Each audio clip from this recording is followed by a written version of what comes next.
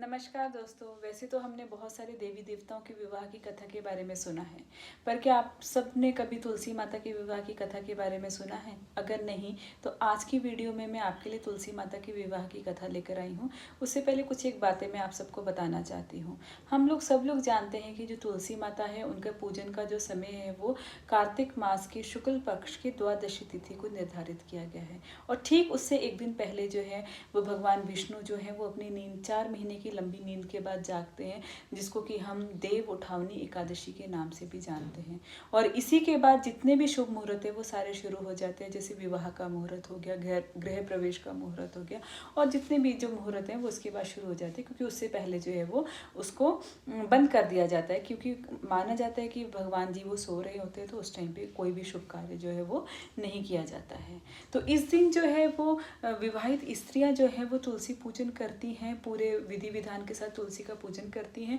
और अपने मतलब घर में खुशहाली की कामना माता जी से करती हैं, और उसके बाद जो अपने जो पति हैं उनके साथ अपने वैवाहिक जीवन की मंगल कामना की प्रार्थना माता के साथ करती हैं। तो जो इसकी कथा है वो कुछ इस प्रकार से है कि एक बारी जो असुर जलंधर होता है वो बहुत ज़्यादा पराक्रमी और ताकतवर होता है, तो वो लोगों के ऊपर बहुत ज़्यादा अत्याचार करता था। वो देवताओं और ऋषि मुनियों को बहुत ज़्यादा सताता था, पर वो बहुत ज़्यादा ताकतवर था, उसको कोई भी युद्ध में परास्त नहीं कर पाता था। जिसकी वजह थी कि जो उनकी जो पत्नी थी वृंदा, वो बहुत ही ज़्यादा पतिव्रता स्त्री थी। तो उसका जो फल उनको मिलता था वो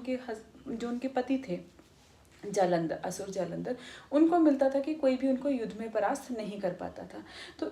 जो उनके अत्याचार थे उससे जो ऋषि मुनि और देवता थे वो बहुत ज़्यादा परेशान हो चुके थे। तो एक बारी वो विष्णु भगवान जी के पास जाते हैं और उनसे प्रार्थना करते कि प्रभु कोई तो रास्ता बताइए कि जालंधर जो है उसने हम लोगों को बहुत ज़्यादा परेशान कर रखा है, हम लोग उससे कैसे बच सकते हैं उसके अत्याचारों से। तो भगवान सोचते हैं कुछ, और उसके बाद वो जो जालंधर है उसका ही रूप धारण करके उनकी पत्नी वृंदा के पास जाते हैं और उनको स्पर्श कर देते हैं। तो उनको स्पर्श करने से उनका जो पतिव्रता जो धर्म था वो टूट जाता है, क्योंकि एक्चुअल में वो उनके पति नहीं होते लेकिन उनका रूप धारण करके गए होते हैं, और वो अनजाने में उसको भी पता नहीं होता कि ये मेरे पति नहीं है। तो वो उनको स्पर्श करते हैं और उसका जो वो धर्म था वो टूट जाता है, जिसकी वजह से एक जो बड़ा युद्ध चल रहा होता है उस युद्ध में जालंधर की मृत्यु हो जाती है। तो जब वृंदा को पता चलता है कि जो विष्णु भगवान जी के छल की वजह से मेरे पति की मृत्यु हो गई है, तो वो भगवान को ही श्राप दे देती है कि जिस प्रकार से आपकी वजह से मेरे पति की मृत्यु हो गई है, तो उसी प्रकार से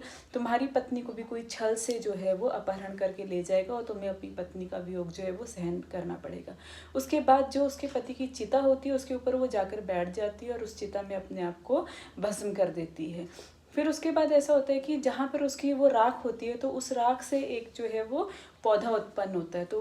उस पौधे को तुलसी के पौधे के नाम से जो है वो प्रसिद्ध होता है, और विष्णु भगवान जो है उसको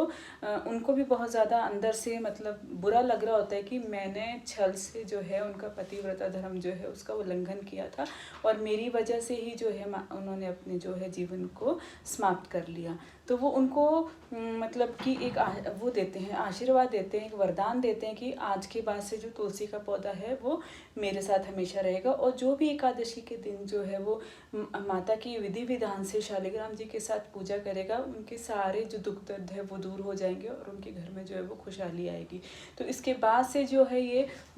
जो तुलसी माता के विवाह का प्रचलन था ये आगे बढ़ा। लोग इसकी बहुत ज़्यादा मान्यता इसकी मानते हैं और इसको बहुत ही धूमधाम के साथ मनाते हैं। तो जो एक दूसरी कथा जो है हमारे पुराने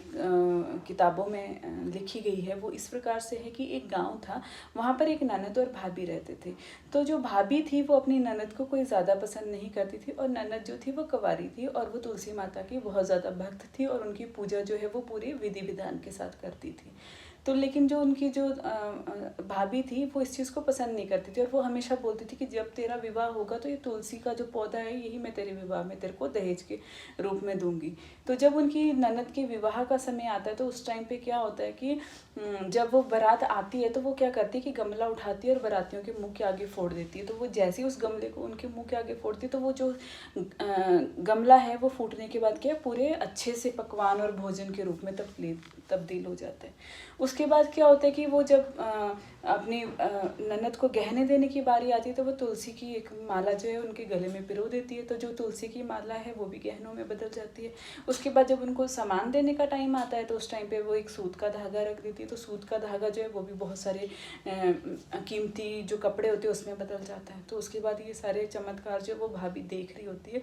और वो अपनी जो गलती है उसके लिए बहुत ज़्यादा क्षमा प्रार्थना करती है, अपनी ननद से भी क्षमा मांगती है और माता तुलसी और विष्णु भगवान जी से भी क्षमा मांगती है। और उसके बाद वो भी जो है वो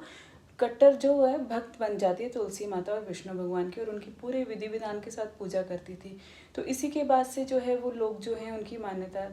उस कथा के अनुसार ये माना जाता है कि लोगों की जो मान्यता थी वो तुलसी माता के प्रति बढ़ गई है, श्रद्धा बढ़ जाती है, लोग उनकी जो है पूजा वो बहुत ही ज़्यादा विधि विधान के साथ करते हैं और उसका करोड़ों गुना फल जो है वो उनको प्राप्त होता है। तो इसी के साथ मैं आप सब लोगों से विदा लेना चाहूँगी। नमस्कार।